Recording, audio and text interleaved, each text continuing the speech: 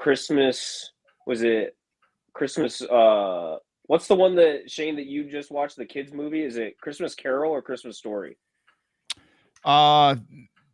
Christmas Story. Christmas Story. Okay, so like Christmas Carol is like a 3 or 4 episode miniseries that I think Amazon made or something like that from 2021. Dude, it's really good.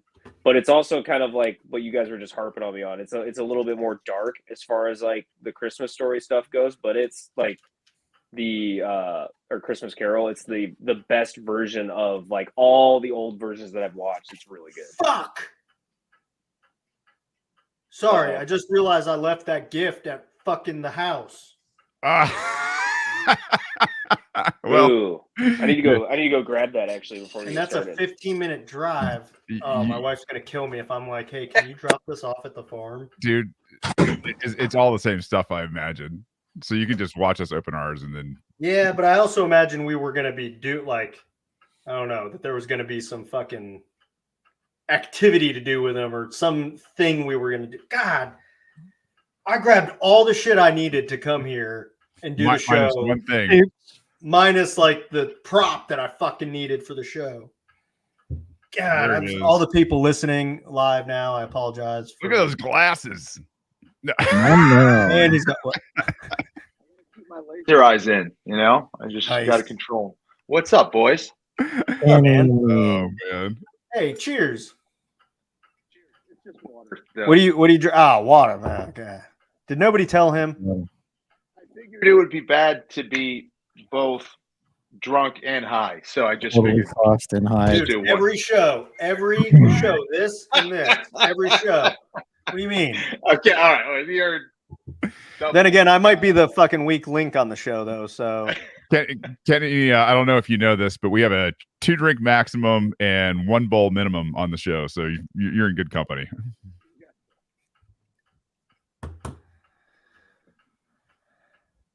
It's nice. It's nice to meet you, Kenny. Shane, and Alex, of course. Yeah, hey, Kenny, we're having some technical difficulties hearing you, man. It's like whenever somebody else talks, it takes a second for the noise canceling to shut off on your side and then come back in. To do that, what would help? Just you're a podcaster, aren't you? I mean, do you have headphones you can hard plug in instead of wireless? I do. I can do that. It's like a headphone setup with a speaker, and I look like a pilot. But I'll put those on. Let's go. Nothing wrong. This is your captain speaking. We're going to experience a little bit of turbulence. I love that Gabe got the memo too. Yeah, thank you, Gabe. Yeah, we're supposed to wear our nicest sweater, right? Yeah, that's right. At least Kenny's wearing green. I'm also the only one that's consistently been recording away from home for the last couple of weeks. There you go. All I hear is excuses right now. I'm sure there's a sweater in one of those closets over there. Ugly. You could probably win the ugly sweater competition by just opening up a closet, putting on some tiny little thing, shows a little midriff. Whoa. Oh boy. Kids are listening. Not anymore. Is that okay? Does it sound okay? Oh, you sound way better. Yeah, it sounds good. Okay. Oh yeah. Oh yeah. That's what I'm talking about. Nice and deep. Get all sorts of gay up in here. Am I the only one that wants to? And I'm sure you probably get this all the time. But am I the only one that wants to be like Kenny fucking Powers? Usually I get the I killed Kenny's. Kenny Powers every once in a while. Yeah. All right then. They all looking pretty good. This is the pre-show hangout where we just kind of come in, bullshit around for a little while. Everybody gets comfortable, drinks, smokes, whatever. Makes lots of jokes, tells stories. By the end of the show, Kenny, we're going to ask you for one really fun story. Like just, I'm sure you have, very few of those, being as serious a guy as you are. But we're going to have we'll have story time at the end, and at some point, Alex, at what point do we need to get into these surprise box things? I think we ought to just do it now on the front end of the show. We're live, right? We are live. All right, so here's the scoop. Where's my I have some info here that I'm supposed to be referencing. So I got a buddy of mine who I've known for like 30 years. He's a veteran. Dang. Well, we went to high school together. Wow. He's a Desert Storm veteran, Army, was a combat engineer. Anyway, he does a lot of stuff. And he handmade these things. So what we're going to do is we're going to open them all simultaneously live. Kenny, I wish we had one for you, but I did not anticipate you were going to be here. We'll get you another. No worries. And we're going to open these live. The idea is we want to watch everybody's reaction to this, and then I have a couple of quick comments to make afterwards. So if you have your box, if you'll notice, these were labeled top secret. Do not open until live on the air. So let's go ahead and do the thing. Let's see what we got here. It's interesting. It coincides for Christmas. Notice certain people do, obviously. You just got that ready to go. That's not a knife. This is a knife. Pull out a K-bar. That's not a knife. While he put a lot of thought into this. Dude. I'm the only one that forgot theirs because I'm broadcasting from an undisclosed location. Yeah, Jordan's dog ate his homework. There was a weird helicopter flying over my house last night, and I was like, I'm not about to do this show from my normal location. You crazy? This is dope. Oh wow, man, that is nice. What did you guys get? What did you get? I got a nice little. This is the wrapper. Custom thermos, dude. Is that right? Man. It's got that is nice. You from the Bicoin. Yeah. Who sent those things to you guys? Personalized. Because I got this. You gonna eat all those yourself? Probably during this show. Oh, and they're used too. I mean, I would recommend starting with the blueberry flavor first. Oh, I did get mine. Mine is a ribbed dildo. How did you know my size? Oh, that's great.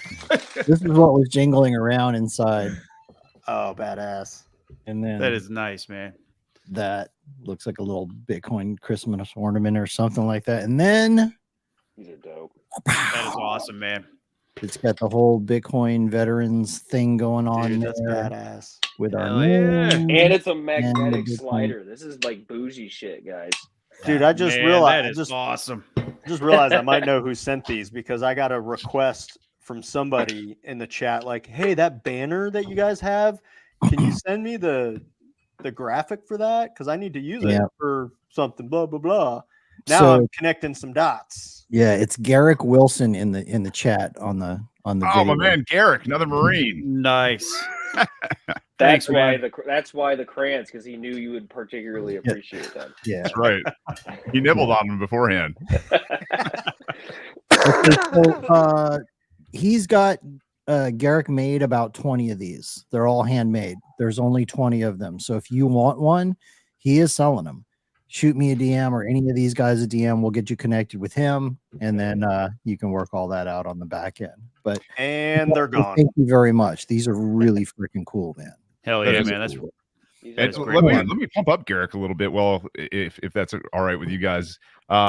Garrick is a guy that I've known for a while, and he recently we had a conversation, and I didn't realize everything that he's into, but that guy is working on some projects around the world right now in Bitcoin, spreading the good word, and at the same time, doing things in places maybe that are a little bit more restrictive, where he is getting Bitcoin into people's hands and changing lives, in some very war-torn, poor places that are near and dear to my heart that I've seen.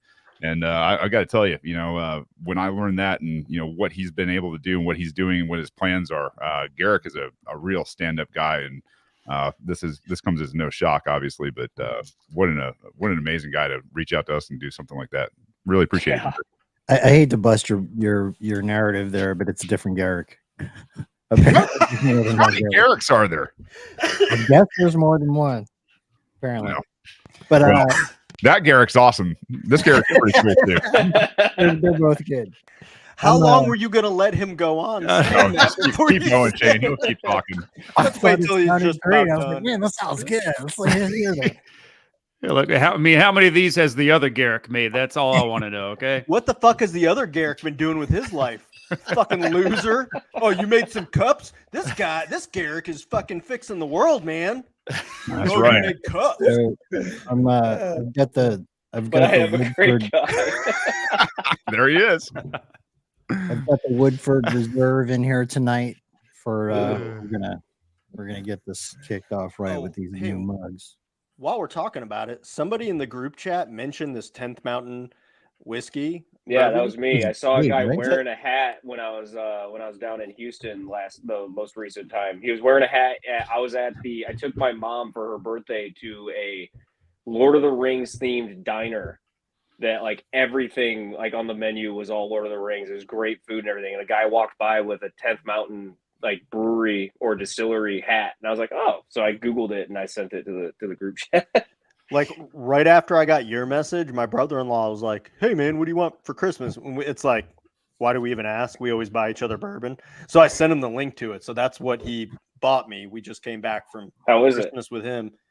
It's good. So I was telling somebody at bourbon night tonight that I've tried a lot of these different like veteran-owned bourbons, and I want most of them to be good. I just want it to be good, even when it's like, I'm like, no, I just want you. I want to support you, but most of them will taste like boot polish. But this one's good. This one and Lead Slinger are two of my favorite veteran owned. Lead Slinger. Yeah, bunch of like guys trying to just support the Second Amendment by selling bourbon. I think we should introduce Kenny. We do that at the beginning of the Do show. that anyway. after? Yeah, we haven't started. God, not talk about official yet. blowing your load early. I mean, I'm very excited. We've already opened the We surprise understand gift. you're excited. We've Yeah, endorsed a guy right. that didn't give us the gift. We're like a pump and a Great half start. in. We got to pace ourselves a little bit. Kenny's like, what the fuck did I get myself into? These fucking amateurs. This happens every time. Kenny, what did I tell you before we came on when I sent you the gift? Or My the- career was about to be over. I said there's still time to back out. Whatever career I had left. Yeah. That's how we're trying to make a name for ourselves. Like, look how many people we've brought down. We could just destroy. We got Kenny Florian to This tap guy out. used to be important. Oh, man. The only podcast where you'll actually lose followers when you come on to. We call That it might the just Bitcoin, happen, the BV dip. Most people get a bump. We give a dip. Dip. Yeah. But, we're just cutting the fat, You don't I want like those it. losers anyway. I prefer it that way. You know what though? I got to admit, it is pretty fun. I really do enjoy doing these with you guys. It's really a lot of fun. I thought you were about to say you enjoyed doing these guys. I was He like, did. Okay. I heard He it. did, and I Okay. was wondering if we were going to gloss over it. I'm just wondering which one of you guys he's talking about because I know it ain't me. Okay. Yet. I don't know. Yeah. Probably the two guys that didn't wear an ugly You can't even Christmas say sweater. something nice. You gotta go there with that. Hey, if that's the case, Jordan, shit. it's because we're the two prettiest. Well, yeah, we got to distract. We got a fucking peacock, right? We got to distract from our ugly mugs. We are in rare form tonight. It's the fucking holidays. Let's Merry go. Christmas. If you're not in the boy. fucking spirit, if you're being a fucking Mike down here, fucking, Why are you pointing at Kenny Bah when you're talking humbug. to me? I'm pointing through Kenny to you. If I could reach over there, God, I'd Wouldn't get that be you. creepy though? If like an arm actually did like reach? Dude, we gotta like set that up sometime. Like a fake hand like comes in from Shane, put Henry on standby on the next episode. I will. I'll put him in Kenny's in Kenny's square over there, so he can just kind of like reach through the front of the camera feed.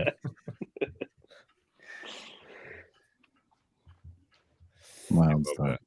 We're about T-minus a minute, ladies and gents. If you're out there on Twitter Spaces, we are broadcasting on YouTube, Twitter Spaces, Twitter.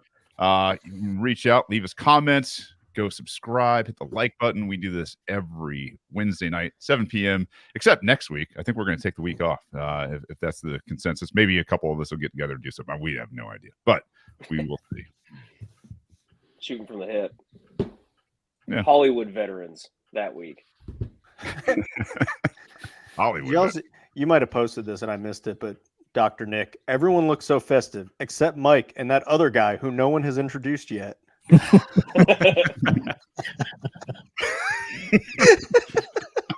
Thanks, Dr. Nick. People that don't get the show or tuning in for the first time are like, what are these idiots talking about? First off, I thought they started at 7. Why are they here early?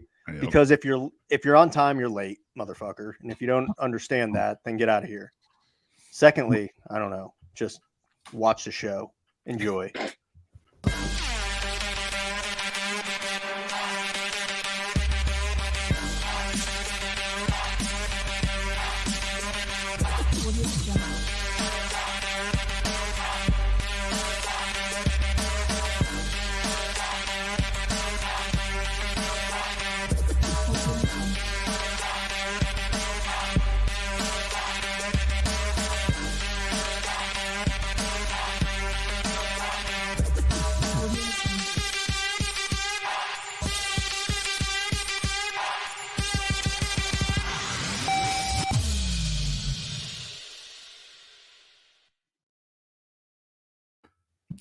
Welcome to Bitcoin Veterans, everybody. I am Shane Hazel. I am joined by Jordan, Alex Stanzik, Gabe, Kenny Florian tonight is our guest, and Mike Hobart. It wouldn't be the Christmas season without Kenny Florian, I don't think. He is a legend in the UFC. I think he battled there for more than 10 years in the octagon, which is saying something pretty phenomenal. After that, during that time, he was on The Ultimate Fighter, the inaugural season. He is hosted now with Jon Anik, and the Kenny Florian podcast for 9 years.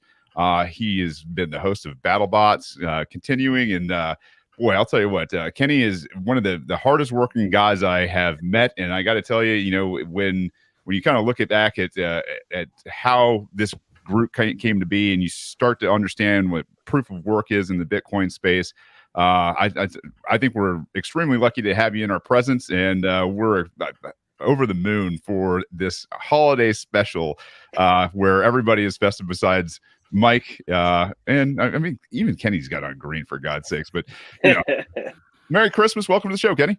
Thank you so much, guys. Merry Christmas. Thank you so much for the kind introduction. It's good to be here. Can't wait. I've been having a lot of laughs already. Good times. Somebody might wonder, like, what's the deal? Veterans, MMA, yada yada. The whole thing to me, man, is that like there's a warrior spirit that kind of is a thread that goes through all of that. And you got to have that warrior spirit, obviously, if you're going to go climb in one of those octagons for 10 years or whatever it is you did. Jeez.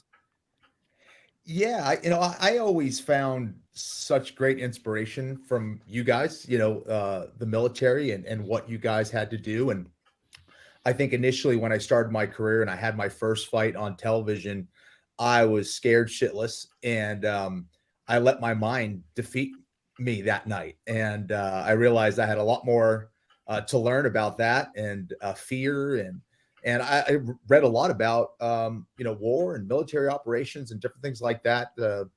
And to kind of get a little piece of that warrior mindset at the highest level, where the stakes are the highest. I'm just walking in a cage and, I have a referee, there's rules. That's not necessarily the case, out there. So anyways, I found that it really helped me as a fighter as I went through my career.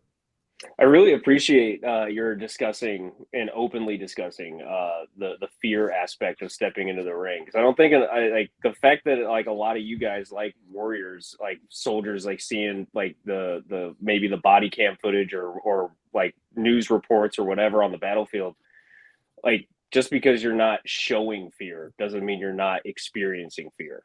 And I think a lot of people, like, if they don't see the signals, they're like, oh, these guys, like, they have no fear in them. It's like, no, like, you don't understand. Like, it's always there. Totally. No question about it. And I think it's why, a lot of warriors or people who carry that warrior mindset kind of are linked to Bitcoin or attracted to Bitcoin for that reason. I think one of the most important things we can do is learn how to defend ourselves.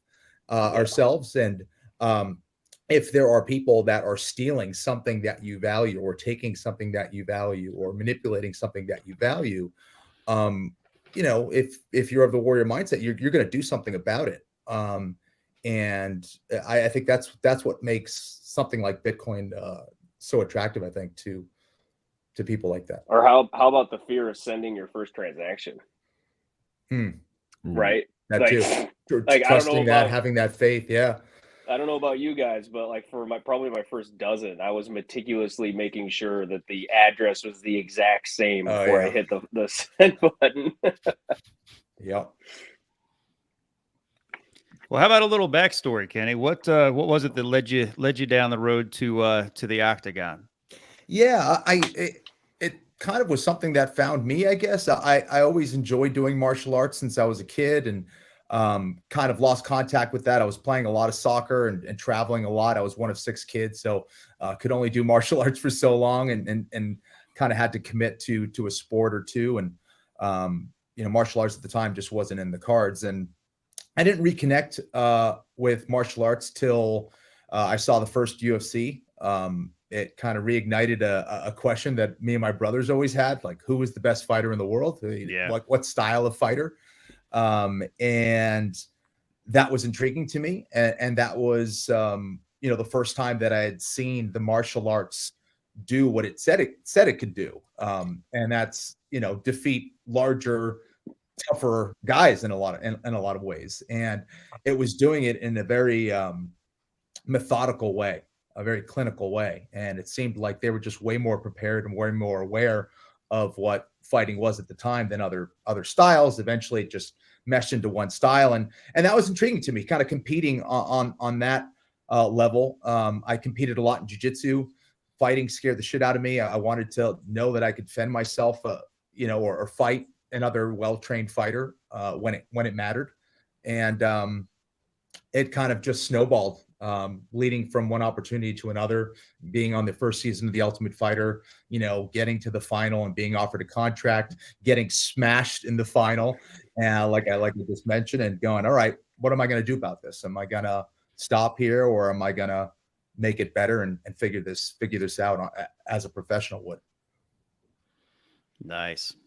How old were you when you got into jiu-jitsu?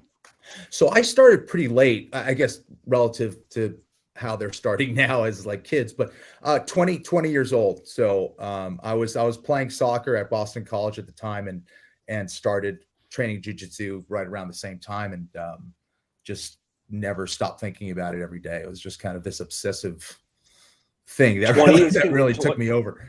20's considered late even today?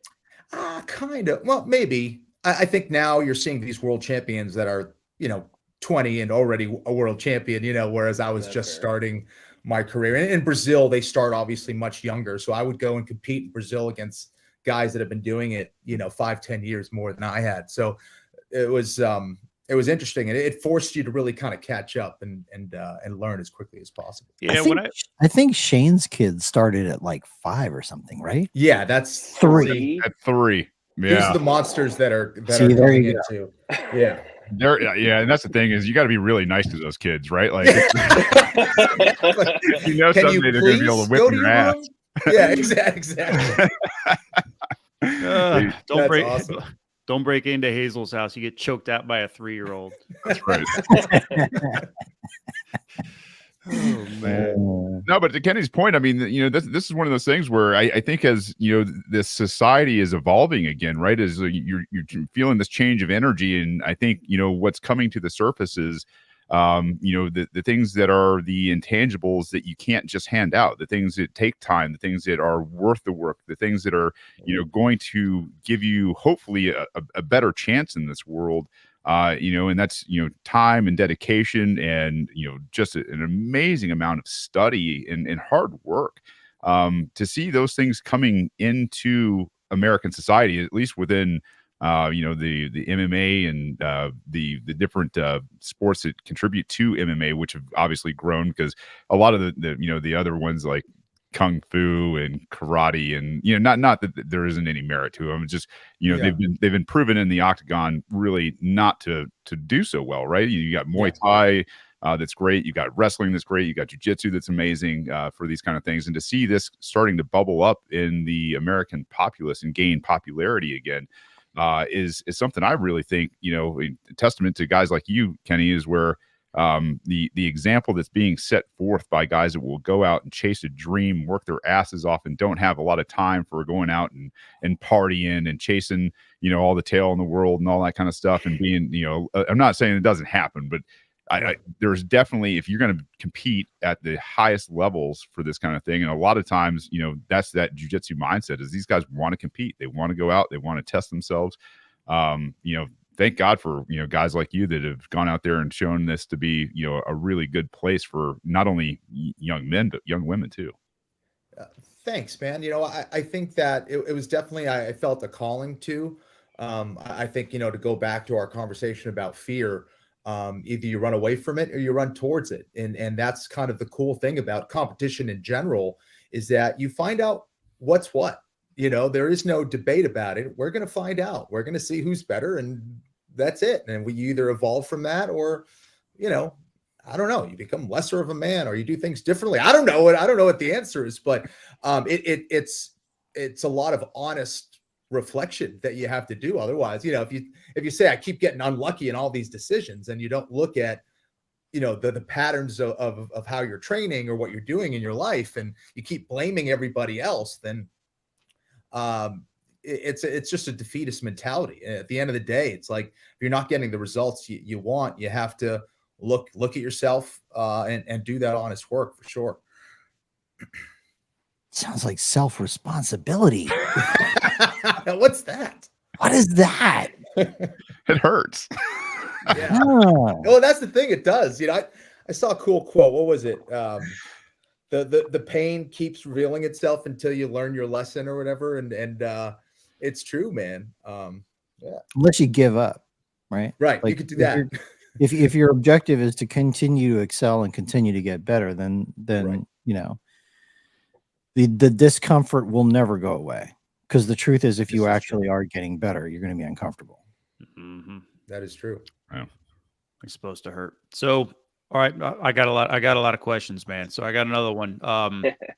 So, all right, so the road UFC, going through fighting, what correlations did you find that between fighting and Bitcoin philosophy that lined up for you? That, I mean, because that's something that I'm discovering is everybody who's got their thing, there's always a way that Bitcoin kind of fits into that or matches into it. So share with us what that looks like for you.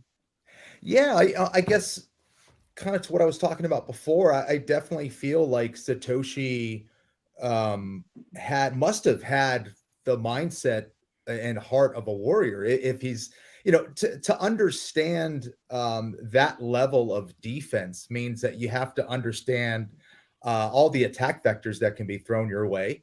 So you have to be such a master in so many different domains, and to see him take all the different approaches to, all the cypherpunks out there and putting it together into one simple system, and then allowing people to make their decision in that regard of, saying, I want to onboard my value onto this network and digitize it and, protect it and tie it to energy and tie it to the internet. I mean, it's like that level of genius is just insane to me. So that whole aspect of, okay, you have some offensive capabilities. Can you be killed though? And Bitcoin has been one of those things that you just can't do. You can't kill it. It just gets stronger. It learns, it evolves. It won't go away. And that's the scariest type of warrior, right? It's like, no matter what you do to it, it keeps, coming back and gets bigger and gets stronger and more powerful. And this is what we're seeing. It's unbelievable.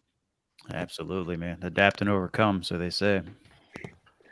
Gabe is so good at asking great questions, and I'm really good at taking what our guests said and just sounding like I have so much wisdom afterwards. But it's cool how like how some of these groups kind of come together, and why there's so much overlap is because like when you're talking about like looking at all these defenses and all these attack vectors and coming together as a group, like it's not just you, like you've got a team of people, you've got people that have taught you skills that you've learned and adapted, and that's kind of we're also looking at like, well, where are my weaknesses? Here's some other weaknesses. Like, let's all just keep sharpening. And none of us, I don't think any of us think like we're great at it, but we all have room to improve. But whatever we're good at, we're going to like really hammer on that and like be good and try to teach other people. And I think that's why a lot of these different groups within Bitcoin keep right at the matrix, losing a little bit. Yeah. That workshop. He was saying good stuff too.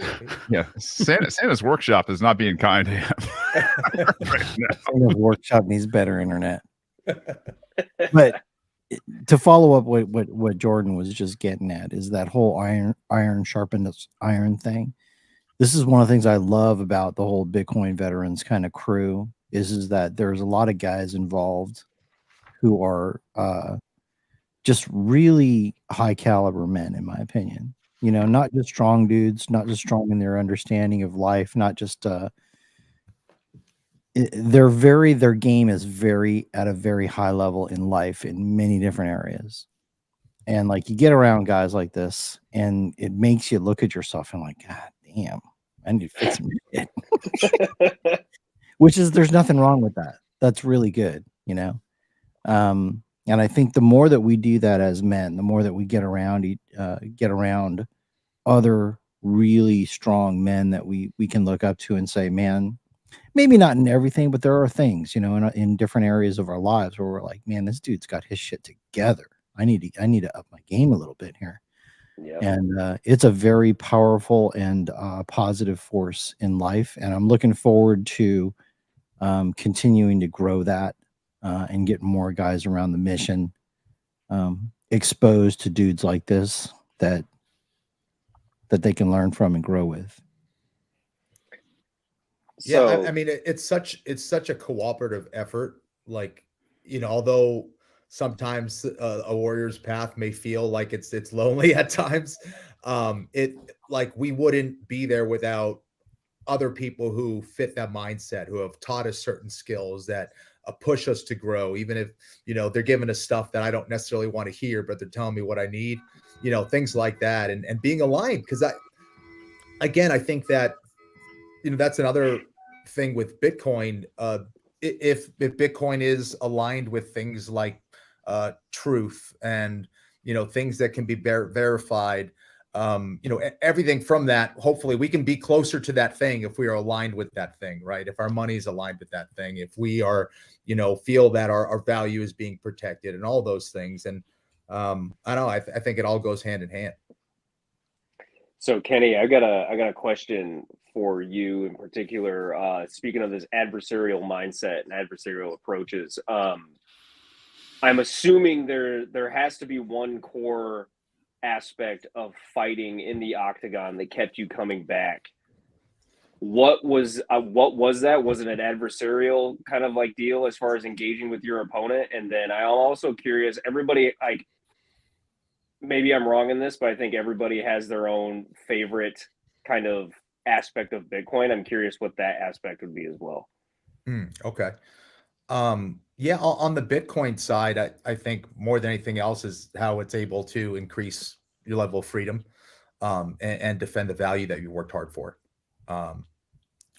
And then in regards to fighting, yeah, you know, I think it was certainly like an evolution in how I perceived it. I think at its root, I had a love and a passion for it. Like I genuinely loved going to the gym every single day and training. Like I I'm also motivated by the fact that there's someone out there that's training to beat me up. So there's that, right? So there's, and they kind of feed off of each other where I'm like, well, I know what it's like to not be prepared or not feel prepared mentally, physically, spiritually, technically in the octagon. I never want to feel that ever again. I'm going to do whatever it takes to make sure I never feel that again. So there's that aspect too. And then I think sometimes there's a little bit of like, F you, like, you're not going to be better than me tonight, period. That definitely relates to Bitcoin as well.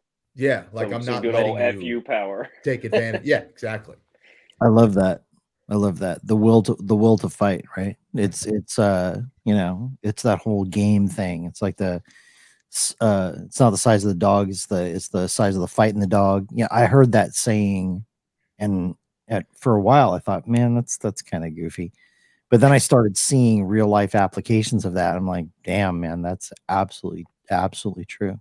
It's like a guy has got to have a certain indomitable will, so to speak, at a certain level. Not that that's all of it. Obviously, there's a lot that goes into an equation, but like that is a huge, in my opinion, winning factor in life in general.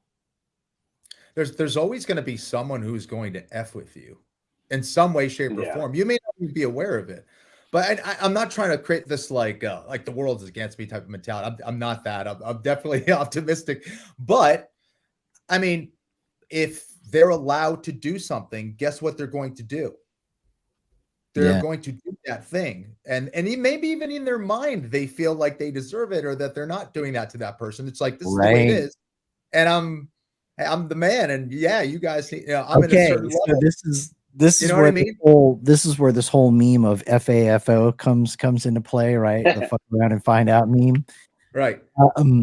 So what's happening right now is Senator Elizabeth Warren is approaching the Bitcoin FAFO envelope. Yeah. She's stirring up some stuff. And she, basically she's saying, okay, all of you former defense and law enforcement officials who somehow now are Bitcoiners and simply want to have a better life and have a better way of storing their value after working so hard, instead of storing their value in this US dollar, which seems to be imploding in value. It's lost over 98.5% of its purchasing power since 1913, creation of the Federal Reserve System. And she's like, oh no, like you guys are naughty because now that you're no longer in the military, you're no longer law enforcement officers, or you're no longer federal agents, how dare you be Bitcoiners? How dare you want to preserve your efforts and your labor in something that's actually in a store value?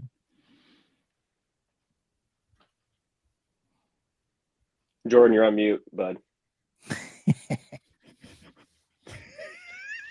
It might be the sweater. It's definitely the sweater. It's definitely the elves popping in the background.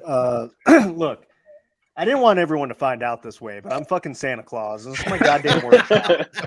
This is my busy time of year. Okay, so if you have beer in the chat, that's all part of the psyop, right? Yeah, that's just a misnomer. You put out fat old white guy, right? Well, I got the white guy covered, but that's also part of the deception. Jesus. People are used to Biden. They're used to people giving away white guys giving away things for free. Sorry, well, that went a weird route there. Oh man. Any I'll other do Trump thoughts too? He looks like my fucking elves, little Oompa Loompa motherfucker. I'll Any do them other all. thoughts on this Warren attempt to basically say, oh, you guys are naughty for wanting to be Bitcoiners now? I got some thoughts on it. This is what I'm thinking with this. First of all, I saw it and I sent it to y'all as soon as I saw the letter that she wrote. And I think the word that I used was bullshit. And then we had a little bit of chatting back and forth, but there's so many things that are just wrong with it. And I don't want to dignify her her behavior too much, because the reality is, as Old Salt puts it, she's stepping on her own dick right now. So you kind of want to get out of the way and let her do that in some ways, but at the same time, some things need to be addressed, because the implication that that former members of the military, their decision to enter into crypto, or go into crypto, the way she puts it, somehow makes them a threat, and aligns them with terrorist organizations. To me, it's kind of crazy, and it's kind of like taking, what she would have deemed heroes before, and just throwing them in the garbage, because basically they know what goes on inside the machine, and since now they're outside of the machine and they're in the truth and they're in the light, obviously they must be dangerous. But just the implication that, since they're former military, it's almost as though she's calling them mercenaries in some way, that have all this information about the inside, and now how dare they go and align with something that she is opposed to. That's an issue. Something else that I think is kind of ridiculous, that is laughable in some ways, is that, I mean, the person that she addressed the letter to, I don't even know if the person that she sent the letter to has the information that she's demanding. First of all, does she know what every military veteran who's involved in crypto is making with these companies? Does she have their compensation rates annually? Does she know what jobs they're doing? I mean, it's a pretty broad net that she's trying to cast here. I mean, first of all, it's the Blockchain Council, okay? It's not like a Bitcoin company, okay? It's like the Blockchain Council, which, I mean, we all know, I mean, blockchain is one thing, and then, you've got Bitcoin, which is something, and then all the other shit that's floating around out there. So she just like picked somebody that was associated or affiliated with, blockchain, that sounds important, and said, okay, you're going to give me all this information because you probably have it, because you're associated with this fancy word called blockchain that must have something to do with crypto. But I mean, at the end of the day, really, I mean, I was reading through it, and I was thinking, well, what would I do if that was me? If I was that person that received that letter, what would I do? And I'm thinking, okay, how is this enforceable? What can this person do, really? And the letters GFY just keep going through my mind. And this is kind of a family show, and I'm wearing a sweater with a dinosaur on it, so I'm not going to say the words, but I think that you get it. I mean, really, she can just go off and do something else with herself, because I don't see how this is enforceable. I mean, yeah, she can go fornicate. Go fornicate. Thank you for the imagery, Jordan. But that, and again, so to me, it's just a bunch of show. It's a bunch of freaking, she's desperate, and I think Joe was talking about it earlier today on Cafe Bitcoin, where, I mean, her cafe is, her career is freaking fizzling out. She's a failed politician. She sucks at everything that she touches. She's not Native American, and so she. I'm sorry, I had to go there. Not that there's anything wrong with that, not being Native American. But she tried the argument, though, is the point. She tried it, man. She tried it. I want to see the DNA test. However, she's a failed politician, and I think this is a last grab from a person whose career is obviously dead, in a fight that she is losing. So those are my thoughts. Well, and it, like, Gabe, to your point too, it just like I haven't seen any reason or justification to suggest that she adequately researches anything she's trying to push a bill for. She hasn't had a successful bill, has she? I think she's pushed like over 1,000. She's never had one. And to add fuel to the fire that you're saying here, Mike, I'm going to go ahead and play this video. This came out earlier in the week, and this is exactly why we have a lot of the bills that we have. Is you have industry that is writing bills and then saying, hey, here's some money, whoever you are in terms of, House member or senator, please take this vote, sponsor this bill, and we'll make sure you get reelected. But listen to this guy. Digital Asset Anti-Money Laundering Act that represents a step in the right direction. Again, I think that this is a light touch. The first thing we did is we went to the American Bank Association and said, help us craft this. And I don't know if you saw Senator Warren's hearing with Jamie Dimon yesterday, but Mr. Dimon said basically, in his opinion, crypto is only a tool for criminals. And I think, again, it's that light touch by the federal government as opposed to a heavy touch as well. That's about all I know about crypto. This guy can't even read. They make the senators. What the bankers told me. That's all I know. Well, and there's fabrications even within what he is saying, right? Is like, oh, we went to the American Bank Association. No, you didn't. The American Bank Association came to you first and foremost. Yeah.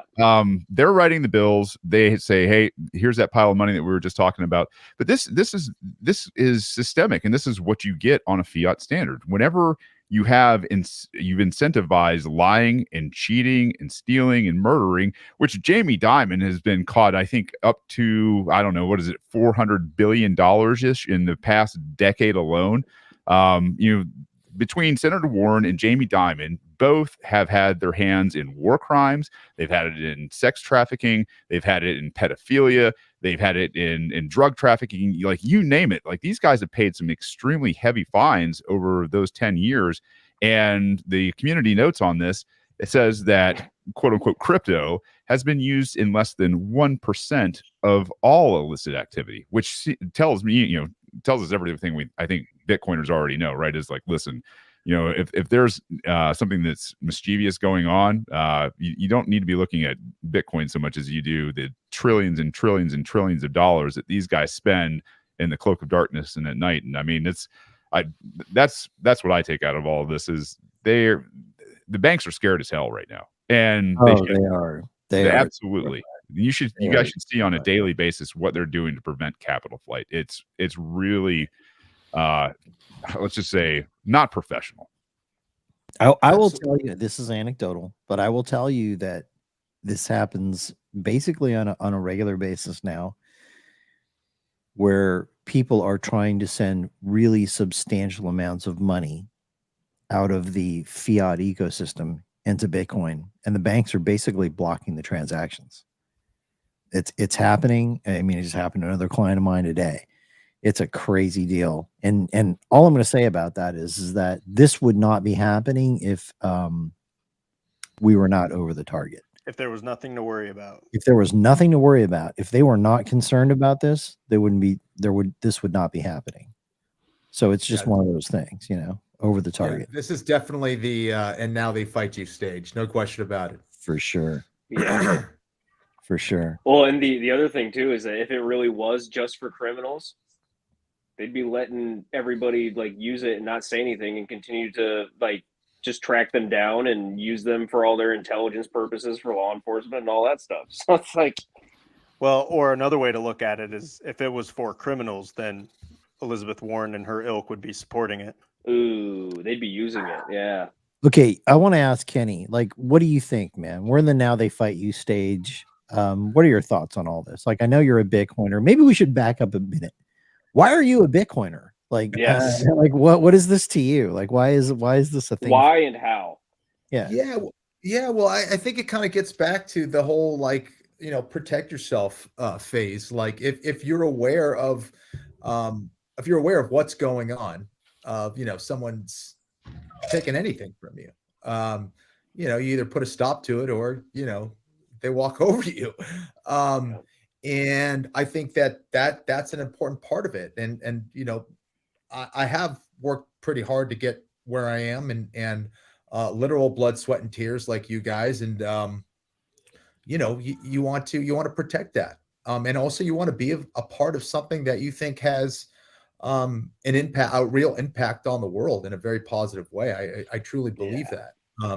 And when you hear this level of gaslighting, when you hear, them start to label people, whether it's, they're terrorists or, they're leading to environmental pollution or climate change or all these things. The game is up to me. These are the kind of last ditch efforts and tactics at trying to preserve what they've had for a very, very long time. And the digitization of value of money in the form of Bitcoin will not be stopped at this stage of the game. And you're seeing players who have been accused of being a part of that take part now, it seems anyway, right? That all these financial institutions that at one point said Bitcoin is this or that in a negative light, and now they're hopping on board. I mean, what else do you want? They're taking Bitcoin's just taking over larger and larger territories of what they control, and there's not a damn thing they can do about it. They're trying everything they can. You have two reactions, right? From basically legacy finance. And one reaction is, all right, well, this is the future. How do we get involved? So you got the BlackRocks of the world that are launching these ETFs. Now there's something like 13 ETFs from some of the largest financial institutions on the entire planet. And then you have the opposite reaction. You have the Jamie Dimons of the JP Morgans of the world who are looking at this. And you know what it reminds me of, or makes me think of? It makes me think of, you know, you've seen that meme where there's a bunch of dinosaurs hanging around and they're all looking up in the sky and there's this meteor inbound, right? And that's the banking industry. And they're looking at this going, holy crap, what are we going to do? Like, how do we remain relevant in a world where the entire reason we exist as a centralized authority is to verify transactions? Now you have this thing that nobody controls. It runs itself basically, and anyone can verify transactions, and we're out of a job. Oh no. Maybe we should go to DC and try to get some senators to stop this thing.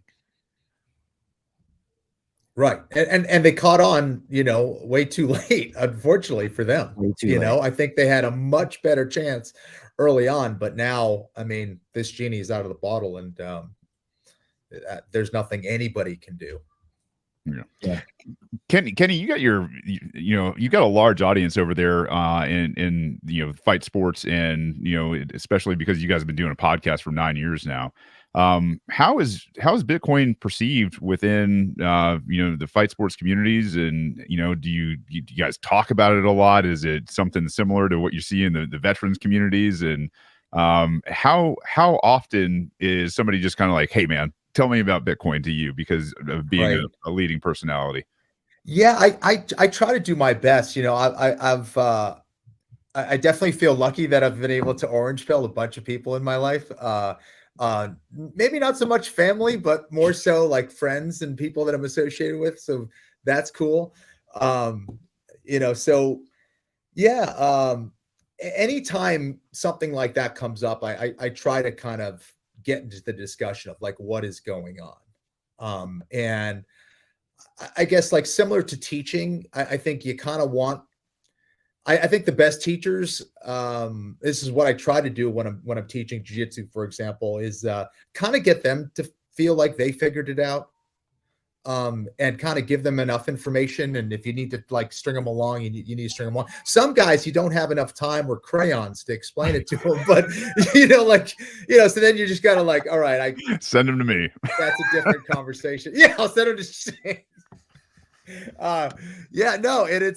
So it depends on who you're talking to, right? But anytime people start kind of getting into political stuff or money stuff or inflation talk comes about, I try to inject whatever I can and steer them in that direction. Some people will come up to me and ask me about Bitcoin. I'm always happy to talk about whatever it is that I know about it and how it's helped me.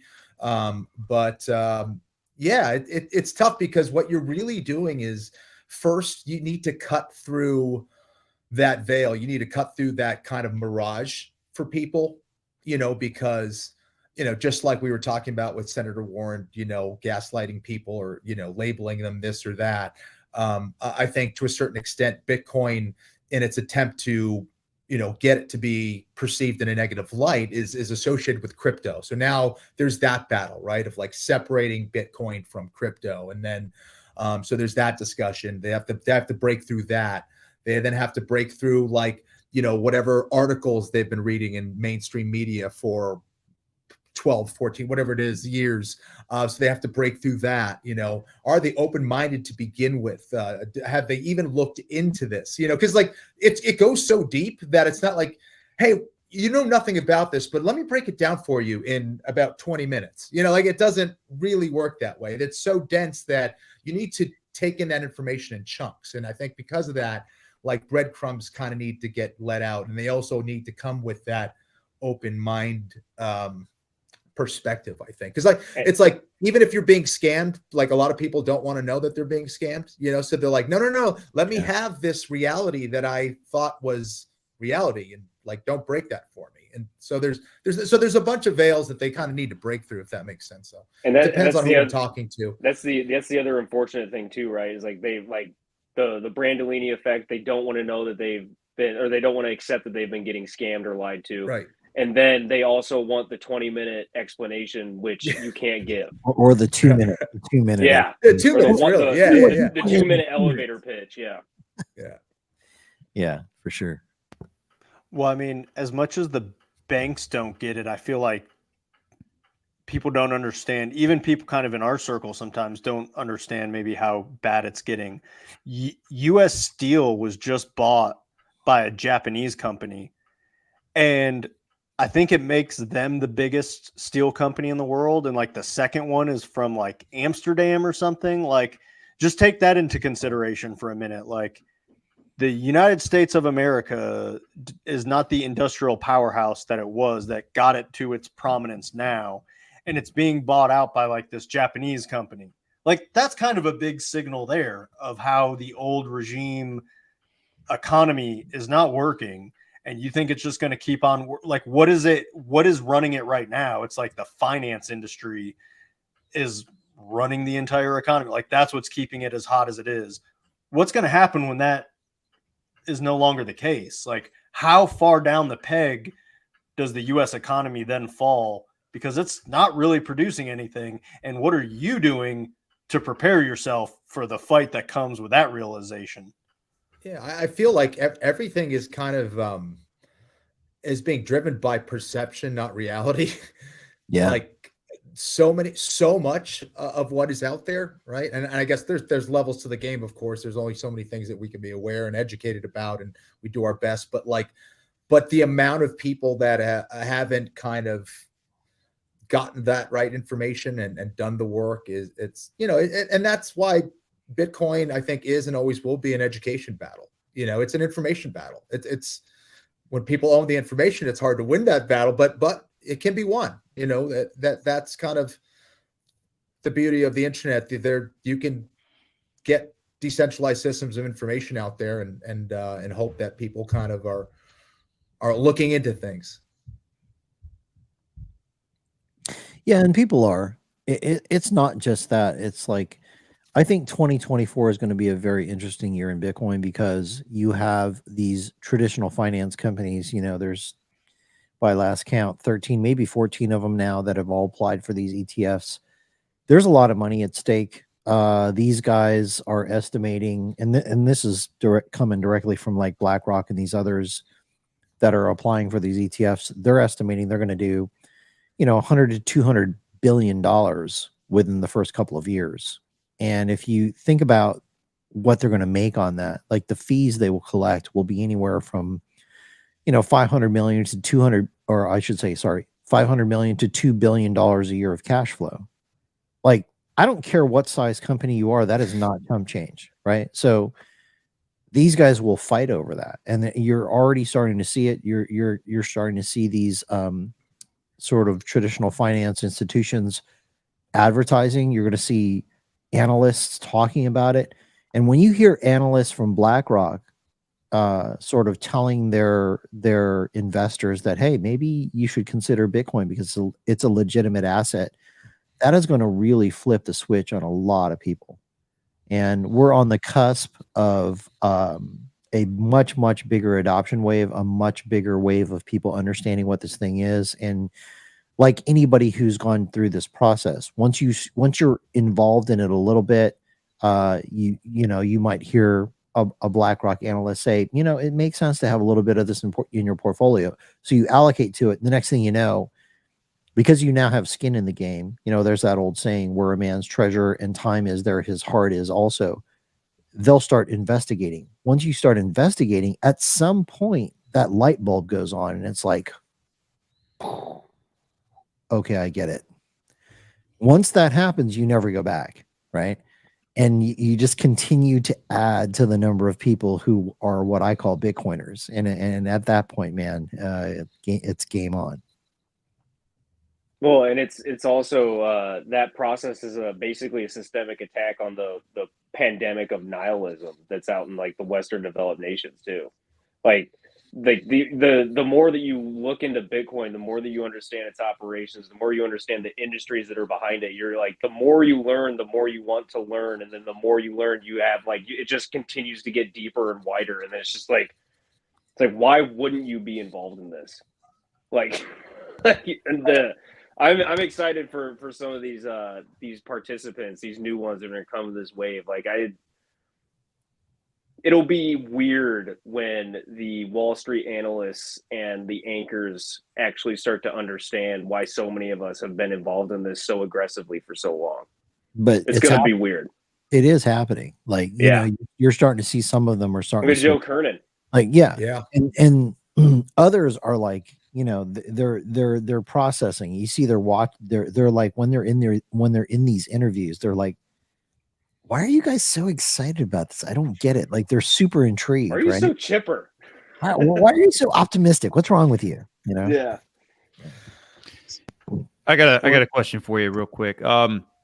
So we've noticed that there's been a pretty huge response from veterans in general to Bitcoin, and there are a lot of us are getting on the mission, and our community is growing very very quickly and with a tremendous amount of momentum.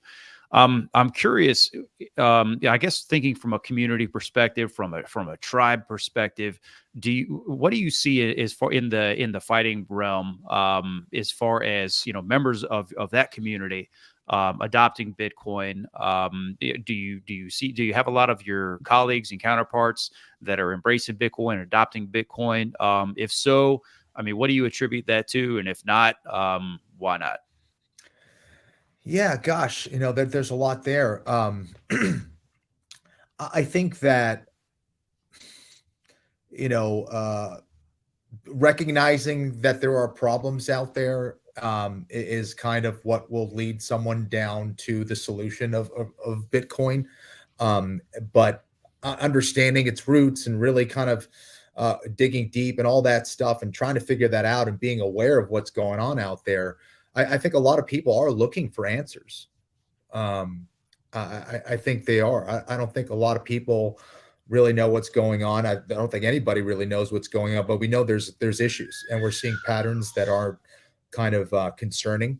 And you know, I think that having that problem kind of leads someone towards that path.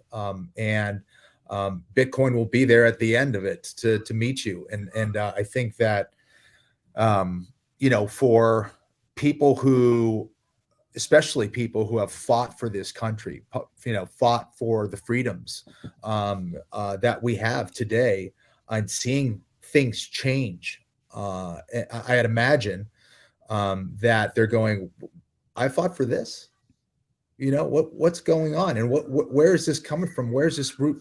You know, what needs to change? You imagine correctly, my friend. Yeah, and you know, I think that you know, you'll find that a lot of this comes from the money game. Always has, always will. Do you see a lot of other people in a lot of other fighters getting into it? I mean, do you ever like go and talk to one of your buddies and be like, look, there's this thing called Bitcoin, and they're like, no. And you say, all right, listen, let's take it to the mat. If I choke you out, you're going to buy your first Bitcoin. That would be good. The problem is I would lose some of those too, because there's some beasts that I'm associated with. No, yeah, I definitely have. Like, I've gotten a lot of people around me to buy Bitcoin. You know, some one or more. So that's really cool. Guys that I looked up to, you know, that I've worked with, or, you know, we talk about everything. And, you know, I've gotten a lot of people to buy Bitcoin around me. I'm very proud of that. And I think that, and it's just been from having these kind of conversations over time and kind of discussing things, and, you know, again, allowing them to kind of get get to their conclusions, come to the conclusion and kind of see the path of Bitcoin. And yeah, it's been pretty cool to be able to do that and share whatever it is that I know about it. Man, I really like what you said earlier about, when you're training people about, kind of, letting them find the path, and it's almost as though they discovered it on their own. I think that's so effective. I mean, and there's almost like an inception quality to that, because, nobody wants to have things like, forced upon them. And I think that's just a really good approach. So yeah, kudos to that. And on that note, what's the craziest thing that ever happened to you in the octagon when you were fighting somebody else? Let's see. So that would probably be the first time I fought for the world championship at 155 pounds was against a guy named Sean Shirk. And this guy was massive. I think I had like 7 or 8 fights at the time. And the UFC very kindly pitted me up against a guy with like over 40 fights. And, this guy's nickname was the Muscle Shark. Okay, to give you the most ridiculous name ever. But that's my nickname. Yeah, exactly. And I remember weighing in at 155 pounds, and I see him, and I'm like, he was short, but he was like just a ball of muscle. And I looked down, and I'm like, this guy isn't that big. Like I'm good. I got this. Like. Feeling good. And next night, I see him for the first time since weigh-in. He walks into the cage, and I'm like, who the hell is that guy? He looks like he ate Sean Shirk. Like he looked like he blew up to like 4 times the size. Like someone like pumped him up with air, and the dude just looked massive. And he basically just threw me around the octagon for 25 minutes. I cut him at one point. And I had so much blood of his blood coming into my eyes where it was like someone just put a red curtain over my eyes. So I had cut him, but it worked against me. I had blood all over my body, like all over the eye. Just one of the bloodiest fights in UFC history. And I think like I found like after 2 showers, I found like blood in my eyelids, in my ears, like it was literally everywhere. And I'm looking that fight up tonight, man. Just nasty. Yeah. So anyways, Can you point to it here? Those are my fight shorts. How did you guys find those? I just love that they're Bitcoin orange, man. That's awesome. Oh, that's good stuff. I love it. Coming into this, I had made this really nice for everybody behind the scenes. I had made this, very professional looking headshot, and I sent it to all the guys first. And then, I was like, "Hey, Kenny, we need a headshot, man." And he goes, "Yeah, whatever you can do to make me more buff and whatever it can cut." Yeah. And then he sends me that, and I was like, "Oh, we got to use this. This is fantastic." Actual photo. Photo. Great. That's great. Being shredded like that and eating fruit at the same time. I mean, geez. I'm kind of a health nut. Yeah. You told him to send a headshot. You didn't tell him which head. Both, just to be sure. There we go. Yeah. We like to out everybody's political, experience on here, their views. No, I'm kidding. But there's some stuff that's going on in the news right now outside of just Elizabeth Warren that I think is, germane to what we've been talking about as men in this country in terms of decentralization and everything else. And this has come out as of yesterday, and it's evolving very quickly. The Colorado Supreme Court has removed Donald Trump from the ballot, and it looks like there's quite a few other states considering the same: California, New Mexico, New Hampshire. I know that DeSantis and the lieutenant governor of Texas have also said something about removing Biden from the ballots if this is going to happen. This is obviously going to be a political hot button, but in terms of, as the empire continues to fail because of this fiat currency that we have now, and the clown show continues to just go everywhere in the force and coercion, Before it was, we're going to force you to take this jab. We're going to force you to wear masks. We're going to force you off of social media, be quiet, and all these other things. And now, now we're forcing, candidates and things off of the ballot, which, they've been doing to other parties for a long time anyway. This maybe is just par for the course. But, this is I think a pretty historic point in American history. And I'd love to get your thoughts on, how do you see this playing out? How do you see maybe the states reconciling this to the Supreme Court and going forward? I mean, I think, Alex was saying earlier, 2024 is going to be really crazy in terms of Bitcoin. It's going to be really crazy on political fronts too, with, what we're seeing evolve. Yeah, no question about it, man. I'm not the most educated on what exactly is going on in Colorado, but to me, at any time you see some of these of like, all right, we're going to take them off the ballot on either side, it's very, very concerning. To me, I think that's that's not the way things have been done. That is not a fair and just system, and especially given the fact that there's been a lot of questionable results, or certainly controversy over voting in general the last few elections now. So yeah, it's tough. Listen, I'll go back to what I said earlier. There is this massive information war that is going on, that has been going on for quite some time now. And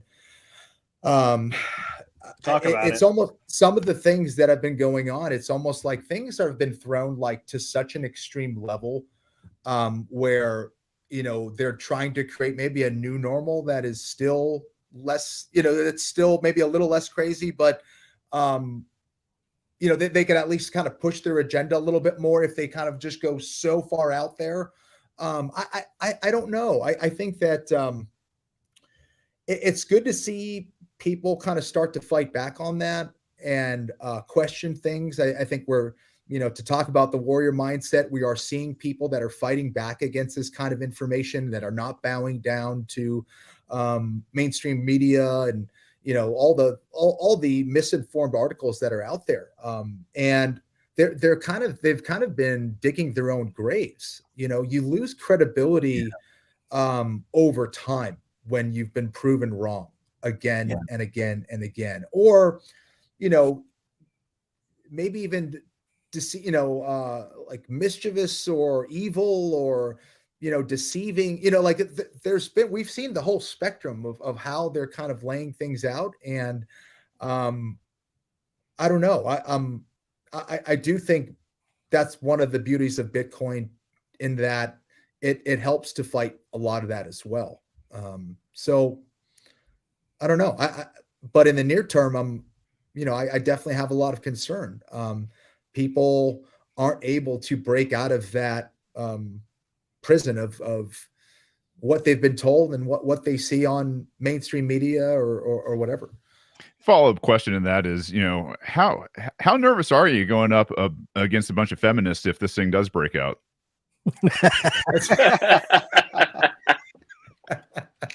Just kidding. His answer is his laugh. He's like, I'm not concerned. Jordan, I think it's about are we at the top of the hour? Yeah, we're at the top of the hour. The clock should be going off in the workshop anytime now. I thank God you put me on mute, because Jesus, I don't know none of these clocks are the same. I'm looking at least 4 of them. They're all going off at different times. None of them are right. And I had to put my stuff on noise silence, canceling. noise canceling, because it's driving me crazy. I'm going freaking batty in here. Santa, those are the different time zones that you have to deal with. Yeah, but they're all like desynchronized, because like the lie that is being told to most of you Americans is that everyone's on like these same 4 or 5 different time zones. But like, no, people all across the world, they're still working on their own local time zones. You've just been fed a line of propaganda from the feds. I hate to be the one to burst your bubble, but that's the truth of it. Most people are still just operating on their local times, which I will admit is very difficult. But Santa is a anarcho-capitalist, and so he is all about whatever the locals are doing and getting in where he can get in. You think I'm going all these rooftops and I'm not strapped? You're fucking crazy. I get shot at least 10,000 times a night. This is my most dangerous night, but I do it for your kids, including yours, Mike. You just don't know about her. Thank you, Jordan. This part of the episode is brought to you by Armor Light Vest. Make sure when you're out Christmas shopping to make that happen. This is the part where we take a little admin break. Let everybody know we are talking to Kenny Florian. Is a legend in the UFC. He is the host of Battle Bots. He is also the host of the Anik and Florian podcast. It's been running for 9 years, where they analyze what's going on in fight sports. And I got to tell you, tuned into quite a few of these. I'm a lurker, and it's one of those things where I kind of see what's going on. And it is a fantastic show, great energy, and obviously guys that have been around, the fight sports industry for a very long time. But this is Bitcoin Veterans. We do this every Wednesday night, 7 p.m. You can tell your buddies, bring a beer, bring bourbon, blunts, bowls, whatever the hell you want. That's what we're down for here on Bitcoin and Veterans. And we've been fortunate enough to have a lot of great guests, and we get to kind of get to know them and how they got into Bitcoin. We like to really talk about some of the lighter side of the things as well, and in terms of getting into this spotlight, so to speak, especially within the UFC, and now that you found a lot of great success out there.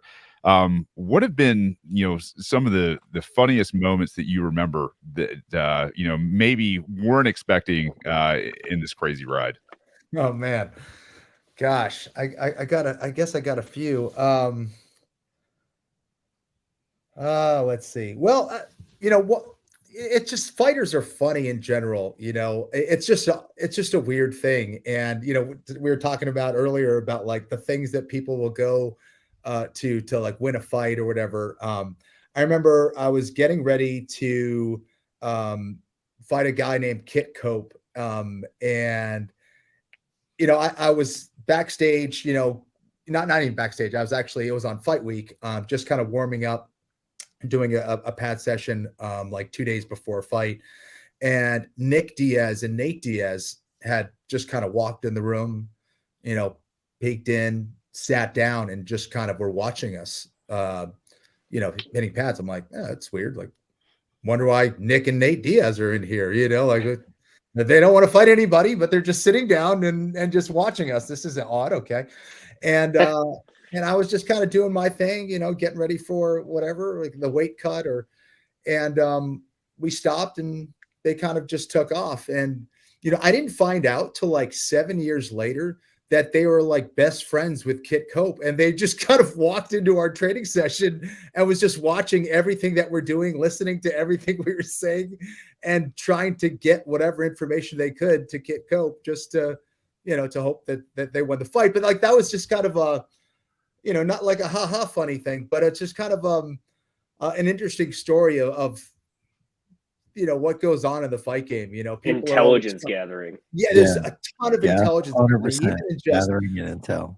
Yeah, talking to anyone you can, or like the Diaz brothers, who just don't give a crap about anything, just walking into your training session and hoping that maybe you're going to try to start something, or they're trying to, do whatever it is to kind of get in your head. But I thought that was pretty funny. Well, as far as relevance to Bitcoin, I can tell you guys a lot of it goes on in the Bitcoin mining space, like a lot of it. But Kenny, I actually had another kind of follow-up question, like to that. What's your favorite moment from all the BattleBot stuff? Oh yeah, because I used to watch that as a kid with my dad when it was on Spike TV. Yeah, oh, that's funny, man. Yeah, it's funny because it's been one of those things that I enjoy doing, but I've learned so much even about like fighting just from watching BattleBots and kind of picking the brains of some of the engineers that do it. Just kind of what they keep in mind when they're building a robot. What are they thinking about? Why are they using the things that they're using? What are their strategies? So you learn a ton. There's a lot of correlation there. Physics is physics at the end of the day, and that's fascinating. Yeah. But I remember at one time there was two robots that collided. One being Tombstone, which is kind of this legendary robot. These robots like weigh up to like 250 pounds, and they just smash into each other and try to destroy each other, for those that haven't seen it. And you're in this like thick laminate box where, shrapnel, if it's flying around, will protect the people who are watching the sport, because those things are moving. You'll get like an 80-pound bar that is moving at 250 miles an hour. Wow. So it's insane. So you get these crazy collisions. And at one point, Tombstone's horizontal blade was spinning at like 250 miles an hour, knocked off like a metal fist off of another robot, and it spun. And it happened in the blink of an eye, and this thing stuck into the battle box with the fist kind of pointing outward. And it was the most insane thing I've ever seen in my life. And it was scary. Like, some of the shots you feel in your chest when these things are colliding, there are a bunch of like little mini cars that keep smashing into each other in various forms. And seeing that fist fly in the air and stick into the battle box was sick. Yeah. What is the most outrageous tantrum that you've seen one of these BattleBot nerds have when their shit doesn't work right? That's a good question. Oh man, yeah, it's funny seeing them get angry. It's nerds. Yeah, nerds. Fucking nerds. Oh man, yeah, it's they don't like it's never like come down to blows, but they will make their voices heard. They will get into it. It's hilarious. Do they throw the controller? Not quite. They haven't got to that level, but there's a lot of like, raising up of your glasses if you're getting upset. That's like the general indicator of a very smart person who's very upset. Yeah. Okay, Kenny, here's one for you. What is the most, at the time when it happened to you, the most challenging or unfun thing that ever happened to you in your career or your life that in hindsight is really funny? Oh gosh. Something that happened to me. This is what we call story time. Oh gosh, you guys are killing me here. So bad at this. Oh, okay, yeah. So in that fight against Sean Shirk, I am this guy. He's like a pit bull, and he basically level changes. He grabs your legs, and he does this double leg takedown that he's very well known for. And he was just slamming me like up and down my head, my back, all over the octagon, just treating me like a piece of candy, and at one point he was trying to go for my legs, and like we were so slippery with blood that I literally just turned around and tried to sprint away. And the good news is I got away from the takedown. The bad news is I ran face first into the octagon. Like, it was like, who put that there? Like I literally just sprinted and went right into one of the posts of the octagon, bounced off of it, and continued fighting, of course. But wasn't my coolest moment, I gotta say. Yeah, ran away from the big guy, bumped into the post of the octagon, bounced off of it, and lost the round for sure. Bitcoin probably fixes that. It's okay. Exactly. Yeah. Well, it humbles you, right? Like Bitcoin fighting humbles your ass. It's like, damn. I love that you can laugh about it though, because that's like one of the things that I find that's really common about Bitcoiners is that like we're not afraid to like lay down the ego and say, man, I did this thing that was really stupid. But it allows us to learn, right? And that is super critical in life. It's like nowadays, if you do not adapt quickly to the environment, you're going to be left behind. And that is happening more and more all around us every single day. And I think it will only continue to accelerate. So adaptability amongst Bitcoiners, very important. Definitely. I think all of us have a background. Every single person here on stage right now has a background where we've done some like pretty tough shit. And sometimes you kind of have this understanding of like, you've done some more shit than other people. But at the same time, you have going back to like understanding what the truth is out there. You understand probably more than all those other people how much you don't know. you understand so much more than them of what you don't know, and it drives you to just keep learning. And it just makes you a better person. And that's a cool thing. Like, right, wrong, or indifferent, like, you are out there fucking trying to improve yourself in some aspect of life. And I think that is what binds a lot of us together, and why being a part of this community is so fucking cool. Well said. I got another question. So we talk about challenges and solutions and things like that, and you seem like you're a pretty optimistic fella. What is it that you're most optimistic about right now? I think just having the option of something like Bitcoin, and the fact that people are starting to wake up to it, that there's an escape from what is happening right now in regards to the political behaviors of the people that are supposed to be representing us, the money that we are supposed to be able to control, which hasn't been the case for a very long time. These are extremely positive things for society, and I think I'm optimistic about the fact that people are educating themselves about this.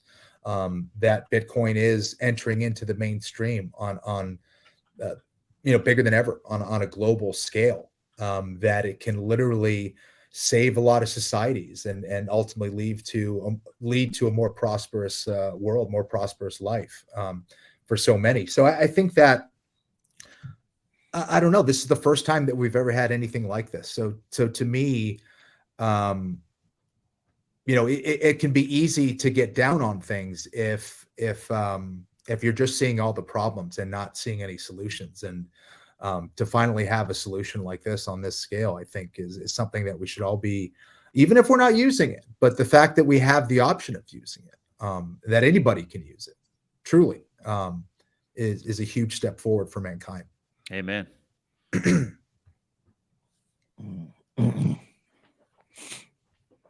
All right, real quick. Some cool things that are coming up, talking about community and getting together and doing things. This whole thing with Bitcoin veterans has been continuing to accelerate. We've got a guy, thank you, Tom, you know who you are, graciously offered to let us use his property. He's got a place up in the Colorado mountains, huge amount of acreage.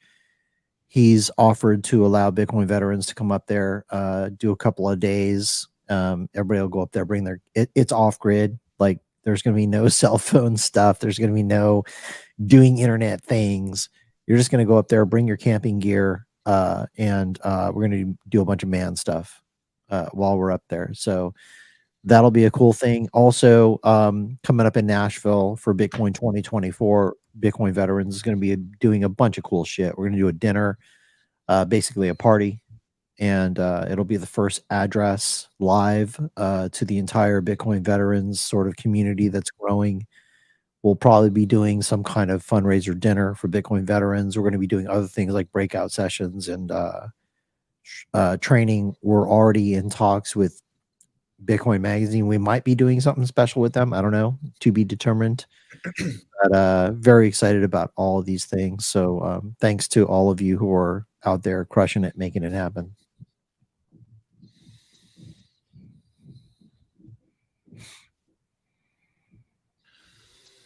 I'm just going to echo that real quick. Listen, the things that are coming up this coming year that are materializing and are being put together, just keep your calendar clear, because you're going to want to be there. It's coming together. And we're not going to talk about everything right now on here because so much of it is still in the works, but just stay tuned, because it's coming.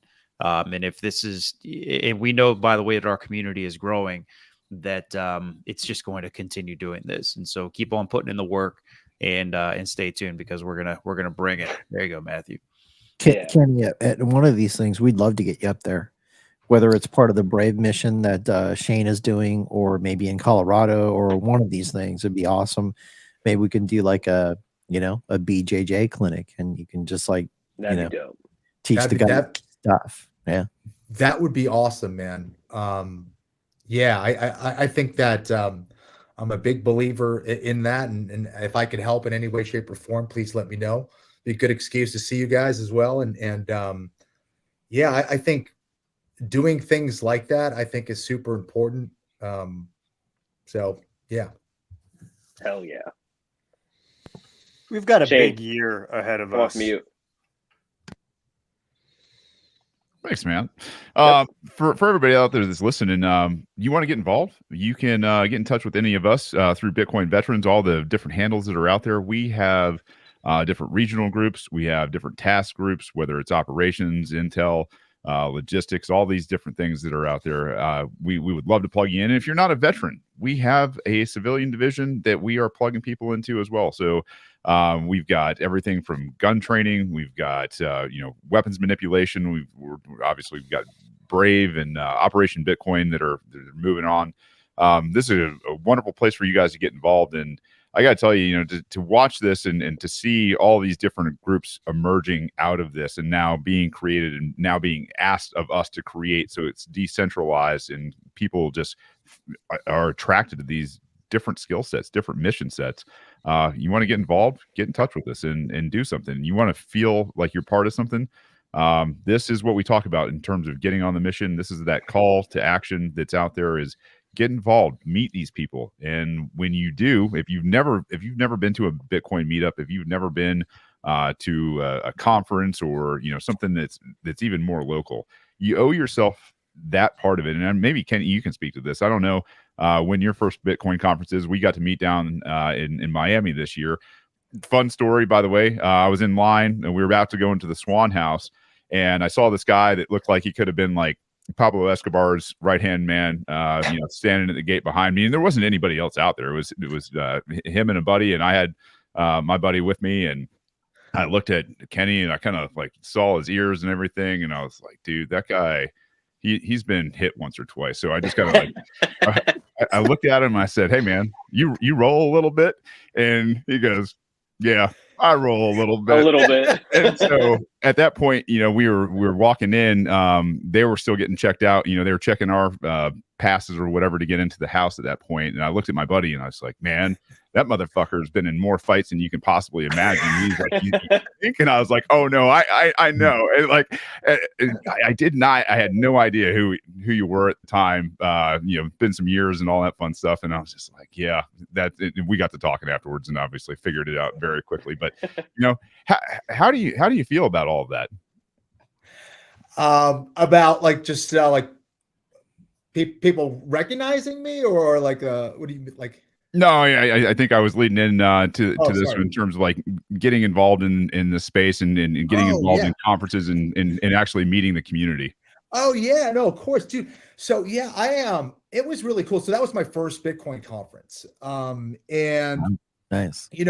It's obviously from being on Twitter and listening to a lot of different things and reading a lot of different things. I kind of had the opportunity to meet a lot of the people that I've learned so much from. So that was really intriguing. And I think anytime you're able to connect to a certain community that is aligned with what you believe in, I think I don't know, you feel stronger. You don't feel like you're on this path alone. And I think that's extremely important. And I think that's also what makes the community so damn good and so strong, and what it's done is how passionate they are and the type of things that they believe in. I know obviously there's the who is a Bitcoiner certainly has a range, right? No question about it. I don't want to say it's just for one person. It definitely is not, or group of people. But the people that I have met, it's been awesome. I want to learn from other people. I want to be inspired by other people. I want to be strengthened by other people. I want to hang around others that think like me and have the same values as me. It lets you know you're not crazy. It strengthens your own mission as a man. And always good to have new great friends, guys that are going to push you and going to inspire you and make you want to be better.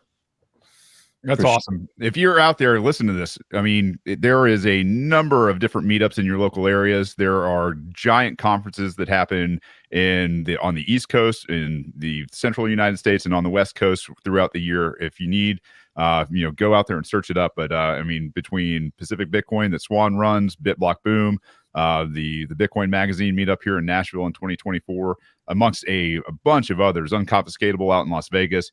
This is a great opportunity for you to look at something. If you've never been, maybe go, especially if you're looking for opportunities in this industry, right? Whether you're veterans or civilians, go out there, meet people, get involved, do some work. And I guarantee you're going to make a whole bunch of new friends that you're going to consider more brothers and sisters and family. And it's going to, it's going to push you down that, that hill to say, hey, I'm going to do more and more in this space to make this mission happen. For sure. And, in addition to that, like, connect with us, get in our chat groups. Kenny, we're going to get you involved in those. That way, when these things are coming up, whether it's in Colorado or Nashville, if you can participate, that'll be fantastic, man. I'm looking forward to getting you involved in that stuff. Please let me know. For sure. All right, we got about 10 minutes left. So I think at this point, maybe we should start rolling towards closing comments and wrapping this thing up. Man, Kenny, it's been so great hanging out with you tonight, man. I really appreciate you coming on. You guys are the best, man. Thanks so much for having me, and great to see you guys doing this and making this change and helping people. And yeah, like I said, whatever I can do to help, I'd love to be a part of it and keep doing what you're doing. Thank you, guys. I feel like a lot of times we take it for granted when we're talking to, a lot of our guests are veterans. And a lot of times we take this for granted because maybe it means something a little different. But like, I really want to reiterate with you, like, you're a fucking brother now. You're in this group. And when we say, like, we want you to, like, come out and be a part of this, like, we really consider you kind of one of us. Like, yeah, let's go do the shit that we all really care about. I don't want that to be glossed over because we, mostly me, joke a lot, but like we're also really serious when we say stuff like that. Like we want to we talk a lot about building bridges and uniting the tribes. Like that's what we want to do here. Like right now, tonight, we're building a bridge and we want to unite your tribe with ours because we are so much more powerful when we're all united. Especially when it comes to like mentorship and like rearing up the young guys that are going to be listening to this. Because like, particularly yourself, Kenny, with your time in the octagon, you're going to be a leader amongst men for a lot of these younger guys that are going to be watching this.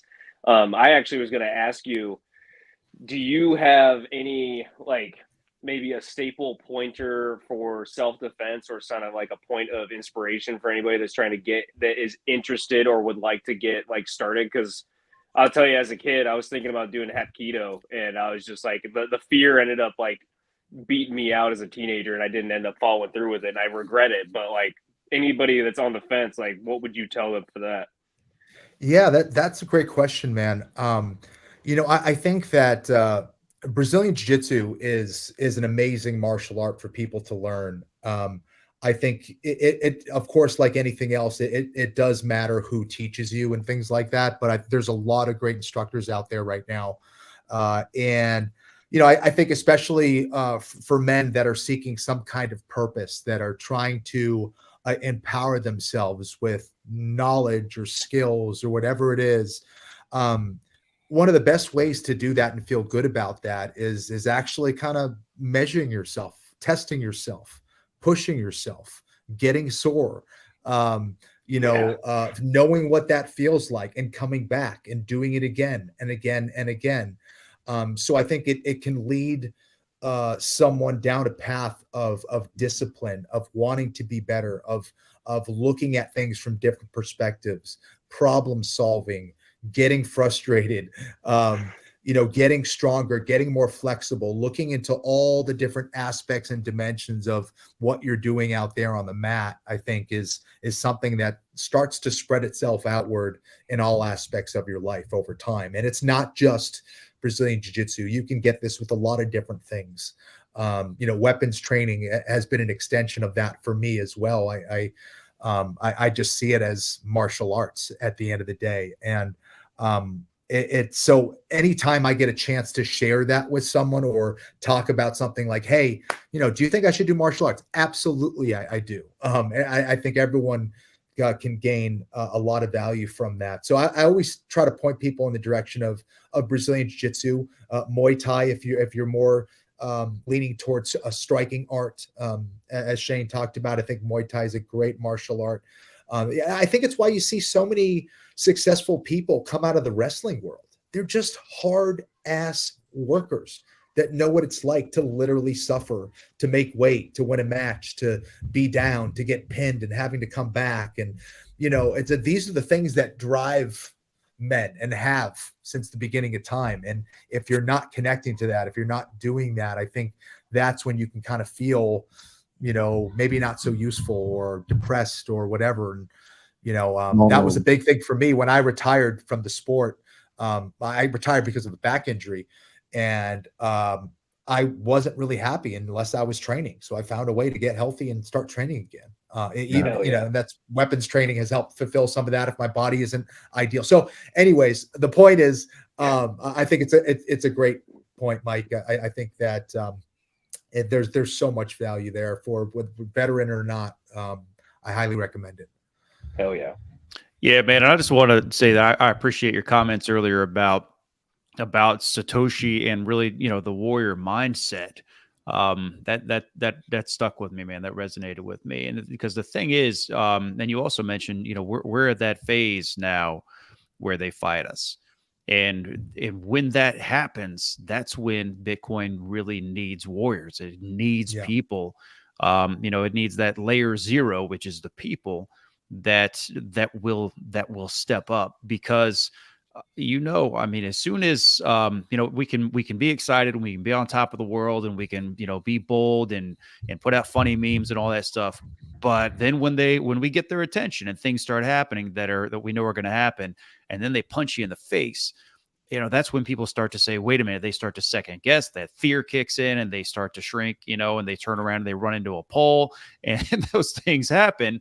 And it can be frightening. And that's why we need to have people that have that warrior mindset, because now is the time for that, because the fight is on and it's happening, man. That bell, that starting bell, it went off and they're throwing punches at us now. And I just appreciate, talking with you and getting to know you and hearing about your journey and where you are. And I'm just glad that you're on our side. Plus, it doesn't hurt to have somebody hanging out that knows how to choke people out really well. So, it's good to have you here, man.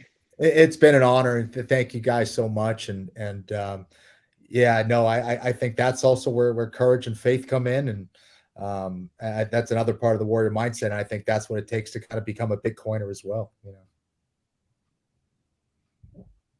Alex?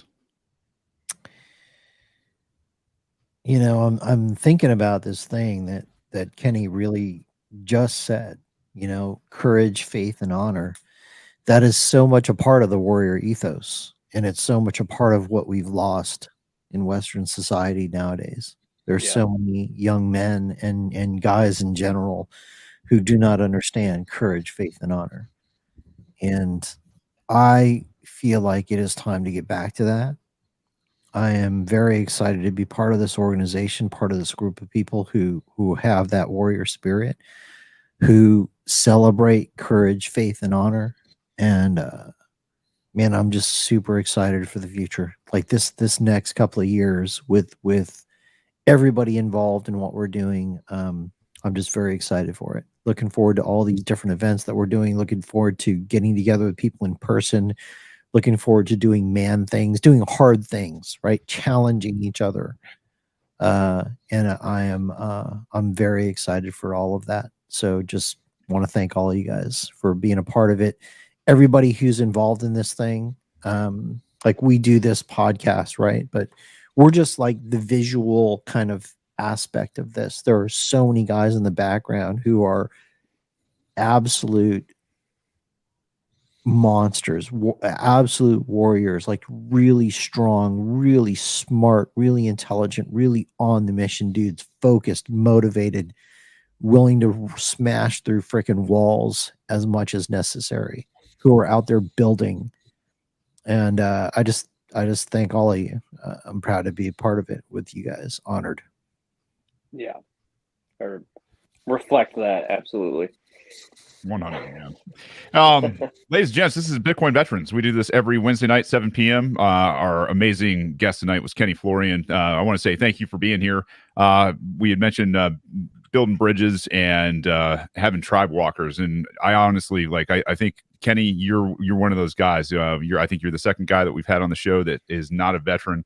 That's come into our little arena here, and I think we're all over the moon to start to see these tribes coming together, whether it's the veterans and the fighters or whoever is coming into the space. You're one of those guys that can seamlessly walk through I think most any organization that's out there on this planet. And I attribute that to the hard work, the dedication, the blood, sweat, and tears that you put in. That I think is just one of those things that people recognize. So real honor to have you, man, and to call you friend and to have you be part of this. For everybody else that's out there, we're going into the holidays, and this is one of those seasons, whether you're a veteran, you're a fighter, whatever you are, this can be hard times, and especially during hard years. Maybe not so much for Bitcoiners because you guys are a little bit more insulated from things. However, we're not immune to what goes on in between our ears in that OODA loop. Try to protect your thoughts. If you're having a hard time with that energy in between your ears and it's not going well, reach out to one of us. I think anybody here on this panel would be happy to take whatever time they need to take with you. If you're having a hard time during the holidays, give us a shout. Let's talk through whatever you need to talk through. There is tomorrow. There's always tomorrow. Yeah. There's always a fresh start just right around the corner. And I got to tell you guys, I just had, my kids watch the great speech by the Navy SEAL that's Make Your Bed. And if you don't know it, it's a wonderful one. In the beginning of the day, I don't care what you're doing, make your bed. It's going to set yourself up for, a much better day. And at the end of the day, if you had a shitty day, you get to get into a nice made bed. And you get to count your lucky stars that you get another opportunity to do something tomorrow. That is what we are here for. We are here for each and every individual that's on this mission with us. We are going to grow stronger or weaker together. So let's grow stronger together. If you're out there and you want to get plugged in, get in contact with us. And let anybody know that's a veteran that may be having hard times in their lives that if they're not part of the Bitcoin Veterans, that we are here for them too. We would love to take them under our wing. Put them on a mission, give them a passion and a purpose in this life, what they, like they signed up for in the first place. That's why we do what we do here on Bitcoin Veterans, is to give people purpose and mission for a brighter future. So with all that being said, happy Hanukkah, happy New Year, kiss his ass, kiss your ass, all that fun stuff. And we will see you guys on the backside of 2024 or the front side of 2024, maybe the backside of 2023 if we decide to do another show. But for everybody here, thank you guys for showing up. Thanks for all the work you're putting in. And we'll see you next time.